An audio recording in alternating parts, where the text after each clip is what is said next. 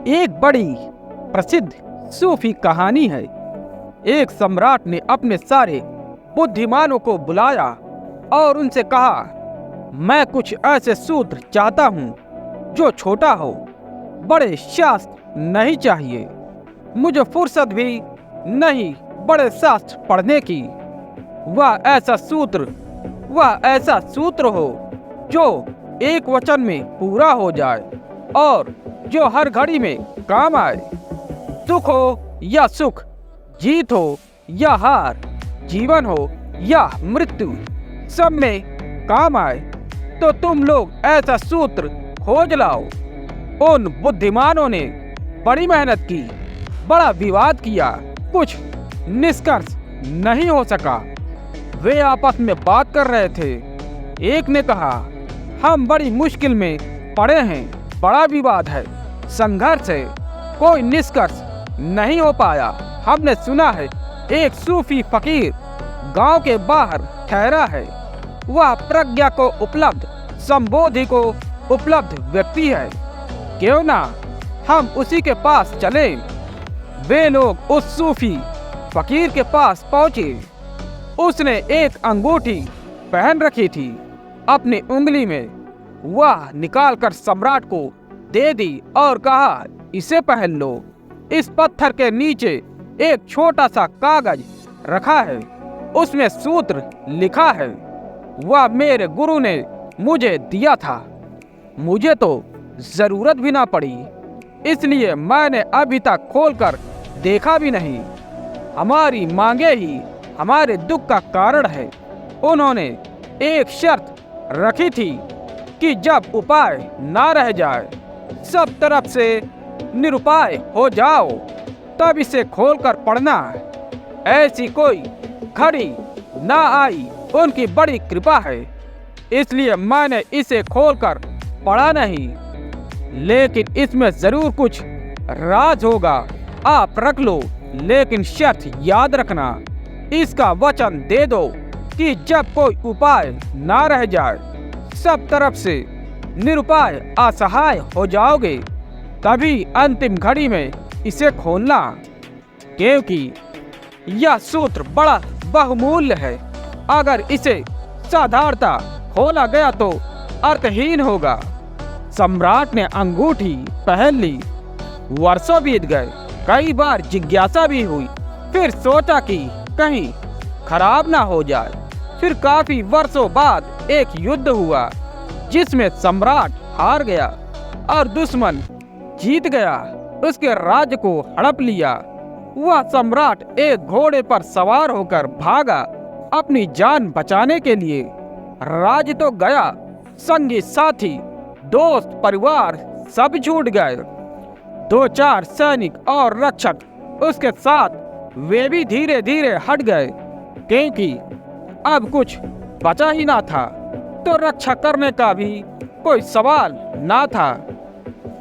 दुश्मन उस सम्राट का पीछा कर रहे थे, तो सम्राट एक पहाड़ी घाटी से होकर भागा जा रहा था।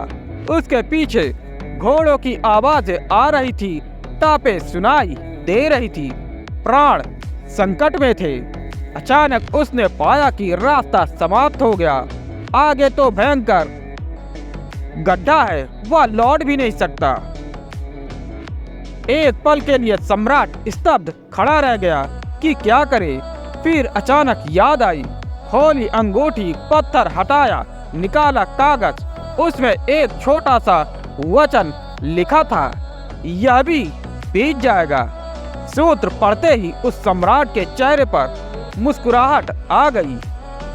उसके चेहरे पर एक बात का ख्याल आया, सब तो बीत गया, मैं सम्राट ना रहा, मेरा साम्राज्य गया, सुख बीत गया।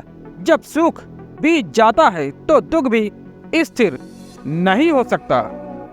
शायद सूत्र ठीक कहता है, अब करने को कुछ भी नहीं है। लेकिन सूत्र ने उसके भीतर कोई सोया तार छेड़ दिया, कोई साज छेड़ दिया।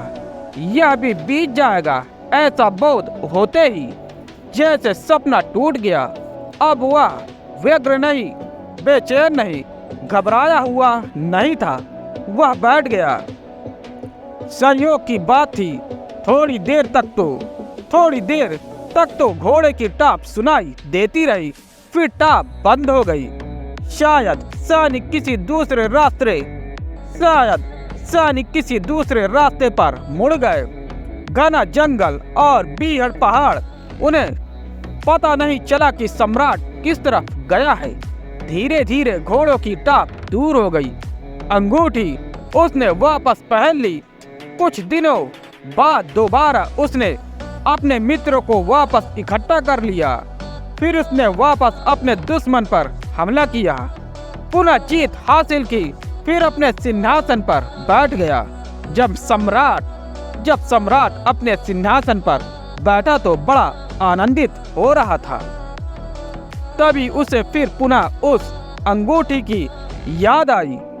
उसने अंगूठी खोली, कागज को पढ़ा, फिर मुस्कुराया। दोबारा सारा आनंद, विजय का उल्लास, विजय का दंभ सब विदा हो गया। उसके वजीरों ने पूछा, आप बड़े प्रसन्न थे, अब एकदम शांत हो गए, क्या हुआ?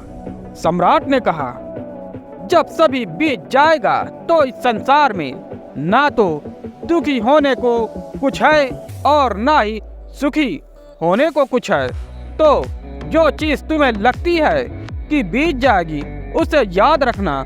अगर यह सूत्र पकड़ में आ जाए तो और क्या चाहिए, तुम्हारी पकड़ ढीली होने लगेगी।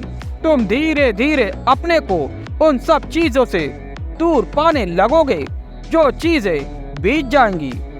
क्या अकड़ना, कैसा गर्व, किस बात के लिए इठलाना, सब बीत जाएगा। यह जवानी बीत जाएगी।